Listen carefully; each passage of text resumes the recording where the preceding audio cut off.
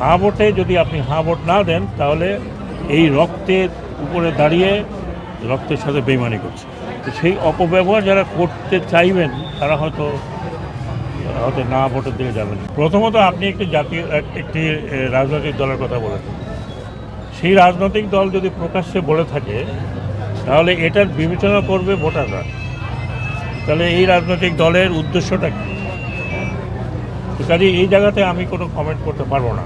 হ্যাঁ, কিন্তু আমি শুধু এইটুকু বলবো যে হাঁ ভোটে যদি আপনি হাঁ ভোট না দেন তাহলে আমরা মনে করি একটা সেঞ্চুরি মিস করলেন। দ্বিতীয় জিনিস হচ্ছে এই যে এতগুলো তরুণ মারা গেল, মেয়ে এবং ছেলে, আপনারা তখনও দেখেছেন কিছু এখন দেখছেন। আমি যে কথাটা বললাম যে কোনো দেশে আপনারা বলতে পারবেন যে মারার পরে ৬-৭টা লাশ একটা ভ্যানের মধ্যে উঠে পুড়িয়ে দেওয়া?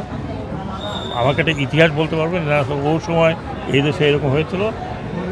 হয়নি। এইগুলো টানা তৃতীয়বার অর্জন করেছে দেশের সেরা সুপার ব্র্যান্ড স্বীকৃতি বসুন্ধরা টিস্যু। বিভৎস একটা বিবেকবান জাতি, আমরা নিজেদেরকে অত্যন্ত সভ্য জাতি বলে মনে করি।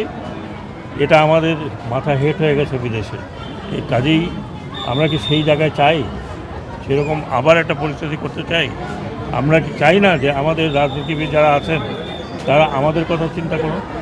তারা ক্ষমতার ক্ষমতা থাকবে। আমি তো 1.5 বছর ক্ষমতা আছে, আমি তো কোনো ক্ষমতার সেরকম কোনো স্বাদ পেলাম না যে এখানে বসলে পরে আমি হারকিউলিস হয়ে গেলাম, যা খুশি তাই করতে পারবো, অপব্যবহার করতে পারবো। তো সেই অপব্যবহার যারা করতে চাইবেন তারা হয়তো না ভোটের দিকে যাবেন। কিন্তু আমি মনে করি আমাদের দেশের যদি ভবিষ্যৎ ঠিক করতে হয়, একটা গণতান্ত্রিক পরিবেশ তৈরি রাখতে হয়, তাহলে এটা হাঁ ভোট দেওয়ার মালিক হচ্ছে আপনারা, জনগণ। কোন দল কী বললো সেগুলো না, সেই দল কত পার্সেন্ট ভোট হবে তাও আমি জানি না।